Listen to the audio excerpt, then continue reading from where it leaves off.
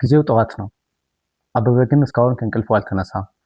አበበ የሚሰራበት ቦታና የሚኖርበት ቦታ በጣም የተራራቀ በመሆኑ ሁል ጊዜ በጠዋት ነበር የሚነሳው። ዛሬ ግን መነሳት ካለበት 30 ደቂቃ አርፍዷል። ተነሳ፣ እንዴትም ብሎ ቁርስ ቀማመሰ።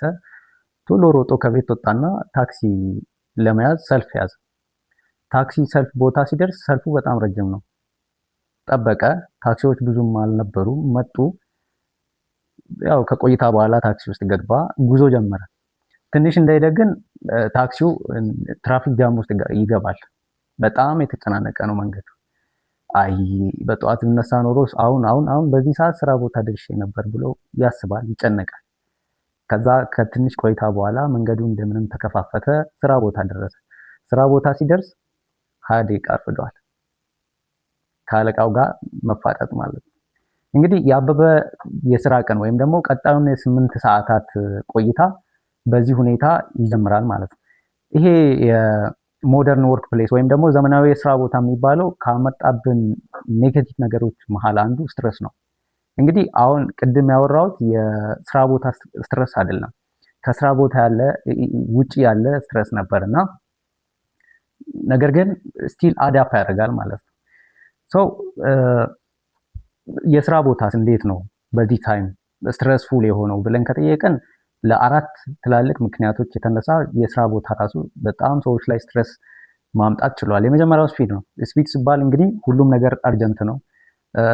ሁሉም ነገር ቶሎ ተሰርቶ እንዲያልቅ ይፈልጋል። ይሄ ከፕሮፊት ማክሲማይዜሽን ሊሆን ይችላል። ምክንያቱም ቢዝነሶች ፕሮፊት ከሌላቸው ሰርቫይቭ ማድረግ አይችሉም። ስለዚህ ፕሮፊታቸው ሁል ጊዜ ማክሲማይዝ ማድረግ አለባቸው። በተለይ እያደጉ ባሉት ይሄ ኢኮኖሚው ባልተረጋጋ ሀገር ውስጥ ያሉ ቢዝነሶች ይሄ ሰርቫይቭ የማድረግ ቻንሳቸው በጣም ጥያቄ ውስጥ የሚገባበት ብዙ ጊዜ ስላለ ከዛ ውስጥ ለመውጣት ፕሮፊታቸውን በጣም ማሳደግ አለባቸው ማለት ነው። በዛ ውስጥ ደግሞ ነገሮች ወይም ስራዎች በጣም በቶሎ በፍጥነት እንዲሰሩ ይፈልጋል ማለት ነው። ሁለተኛው ኤቫሉዌሽን ነው። እንግዲህ ኤቫሉዌሽን ማለት አንዱን ሰራተኛ ከሌላው ጋር ማወዳደር ወይም ደግሞ አንዱ ሰራተኛ መምታት ያለበትን ታርጌት መስጠት ማለት ነው። መወዳደር ማለት አሁን ለምሳሌ ድሮ ተማሪ እያለን ከ10 ፈተና 8 ያወጣውን ጥሩ ብሎ ይጽፍለታል አስተማሪ ፈተና ላይ። 9 ያመጣውን በጣም ጥሩ ብሎ ሊጽፍ ይችላል። 10 ያመጣውን ግን እጅግ በጣም ጥሩ ብሎ ይጽፋል ማለት ነው። ስለዚህ 10 እስካለ ድረስ 7 ወይም 8 ላይ ያለው ልጅ ሳቲስፋይድ አይደለም ማለት ወይም ደግሞ በአስተማሪው አይን ያን ያህል አኮምፕሊሽ አላደረገም ማለት ነው። ሶ ኢቫሉዌሽኑ ምን ያመጣል? ያ 7 ያመጣው ተማሪ ላይ ትንሽም ቢሆን ስትረስ ያመጣል ማለት ነው። ስራ ቦታም ከዚህ የተለየ አይደለም። እንትና ካንተ በላይ እንዲህ አድርጓል ወይም ደግሞ ይሄንን ወር ከባለፈው ወር ባነሰ ፐርፎርማንስ ነው የጨረስከው ብሎ አንድ ሰራተኛ ሲወቀስ ጭንቀት ያመጣል ማለት ነው። ሌላው የሮል ጉዳይ ነው። ሮል ማለት የስራ ገበታ ወይም ደግሞ ገበታው እንኳን በደንብ አይገልጸውም። ይሄ ሮል ኮንፊውዥን የሚባለው ማለት ነው። ዛሬ የሆነ ስራ ይሰጠዋል። ከዛ ደግሞ ነገ ያኛው ስራ ላይ የሆነ ስራ ተጨምሮ ይሰጠዋል። ከነገ ወዲያ ሜቢ ትላንትና ከትላንት ወዲያ ከሰራው ስራ ውጪም ሊሰጠው ይችላል ማለት ነው። ይሄ ምን ማለት ነው? አይዲያ የለውም ማለት ነው ሰራተኛው። ዛሬ ሄዶ እዛ ስራ ቦታ ላይ ምን እንደሚሰራ እርግጠኛ አይደለም ማለት ነው። እርግጠኛ ባልሆነበት ሁኔታ ላይ ደግሞ ምን ይፈጥራል? ጭንቀት። ምክንያቱም ለውጥ ውስጥ ነው ያለው ማለት ነው። ለውጥ ራሱ ጭንቀትን ስለሚፈጥር ማለት ነው። አራተኛው እና ትልቁ በዚህ ታይም ሰዎችን ጭንቀት ውስጥ እየከተተ ያለው ኤአይ እና አውቶሜሽን ነው። እንግዲህ ኤአይ የሰው ልጆችን ከስራ ውጭ ያደርጋል ተብሎ ከተፈሩ ነገሮች መሀል አንዱ ነው። እያደረገም ነው። በእርግጥ ሰው ስትረስ ውስጥ ይከታል ማለት ነው። ይሄ ሁለተኛው ደግሞ በምን ወይ ነው? ከስራ ባስወጣ እንኳ ከኤአይ ጋር ለመስራት የሆነ ትንሽ እውቀት ወይም ደግሞ ትንሽ ተጨማሪ ነገር ስለሚፈልግ እሱ ራሱ የለውጥ ሀሳብ ውስጥ ስለሚከተን ጭንቀት ያመጣል ማለት። ስለዚህ እንግዲህ ቅድም አበበ ከቤት ሲወጣ አየን ምን ያህል ጭንቀት እንደሆነ። ከዛ በኋላ ስራ ቦታ ላይ ደግሞ እነዚህ ነገሮች ላይ ጭንቀት እንደሚያጋልጡ አየን።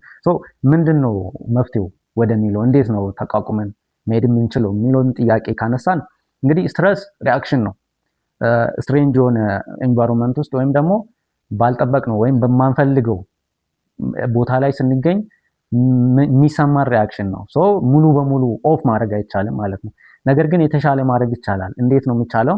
እንግዲህ የስራ ቦታ 3 ነገሮችን ይዛል። የመጀመሪያው ሰዎችን ነው። ሁለተኛ ፖዚሽን ወይም ደግሞ እነዛ ሰዎች በትክክለኛ ቦታ ላይ አሉ ወይ የሚለው ማለት ነው። ሶስተኛ ኢንቫይሮንመንት ነው። ኢንቫይሮንመንት ሲባል ይሄ ፊዚካል ኢንቫይሮንመንቱን ጨምሮ በሰዎቹ ወይም ደግሞ በሰራተኞቹ መካከል ያለውን ግንኙነት ያካትታል። በዛ ቦታ ላይ ይሄ ኢንቫይሮንመንት የምንለው ውስጥ ወይም ደግሞ በሰዎቹ መሃል ያለው ሪሌሽንሺፕ ስትረስን በጣም ሪዛይለንት ሆነን በዛ ቦታ ላይ እንድንቆይ ሊያደርግ ይችላል። ስትረሱ ደግሞ በጣም ጦዞ ችግር ውስጥ እንድንገባም ሊያደርግ ይችላል ማለት ነው። ስለዚህ ምንድነው ፒፕል አለ፣ ከዛ ፖዚሽን አለ፣ ከዛ ደግሞ ኢንቫይሮንመንት አለ።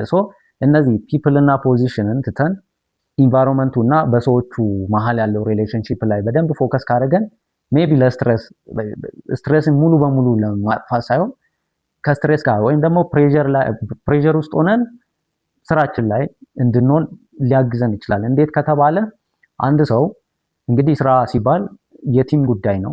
ስለዚህ በቲም ወርክ ወይም ደግሞ በቲም ውስጥ ጥሩ አይነት ሰው የቲሙን ጎል ከተረዳ፣ ቲም ውስጥ ያለውን ይሄ ፓወር ዳይናሚክስ ከተረዳ፣ ከሌሎቹ ጋር እንዴት ኮሚኒኬት ማድረግ እንዳለበት ከተረዳ፣ ሊደር ከሆነ ደግሞ ቲሙን እንዴት ሊድ እንደሚያደርግ፣ ሊድ የሚደረጉ ሰዎችም ከሆኑ እንዴት ፎሎ ማድረግ እንዳለባቸው የሚያውቁ ከሆነ በእነሱ መካከል የሚኖረው ሪሌሽንሺፕ ፖዚቲቭ ይሆናል ማለት ነው። እንደዛ ሲሆን ምን ይሆናል? የስራ ጫና ወይም የስራ ፕሬዠር እንኳን ቢኖር ሰዎች ሪዛይለንት ይሆናሉ ማለት ነው። ይሄ ነገር በተበላሸበት ቦታ ላይ ግን ትንሽ የስትረስ እንኳን ችግር ውስጥ የስራውን ቦታ በሰዎቹ መካከል ያለውን ሪሌሽን ችግር ውስጥ ሊከት ይችላል ማለት ነው። ስለዚህ ሃርድ ስኪል በጣም አስፈላጊ ነው፣ ምንም ጥያቄ የለውም። አሁን ባለው የስራ ሁኔታ ግን ሶፍት ስኪሎች ፕሬዠርን እንድንቋቋምና በዛ ወይ ስትረስ ሪዛይለንት የሆነ ቦታን መፍጠር ይቻላል ማለት ነው። ምክንያቱም ብዙ ጊዜ በስራ ቦታ ሰዎች በኤክስፐርቲስ አይደለም የሚጣሉት ወይም ደግሞ ችግር ውስጥ የሚገቡት የሆነን ስራ መስራት ባለመቻሉ አይደለም፣ ከሆነ ሰው ጋር ባለመግባባቱ ወይም ደግሞ ጥሩ ኮሚኒኬት ባለመደራረጉ ወይም የሆነ አምቢጊየስ የሆነ አይነት ኮሚኒኬሽን በመፈጠሩ ወይ ደግሞ በትክክለኛው መንገድ ወይም ደግሞ በጥሩ ዌይ ሊድ አለማድረጉ፣ እነዚህ ነገሮች ናቸው ማለት ነው ስራ ቦታን የሚያበላሹት። ስለዚህ ሃርድ ስኪሎች የምንሰራውን ነገር ያሳዩናል።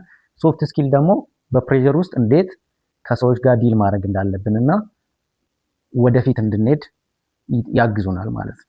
እስካሁን እያያችሁት ከሆነ ሰብስክራይብ አድርጉ። በሌላ ቪዲዮ ውስጥ እንገናኝ። ደህና ሁኑ።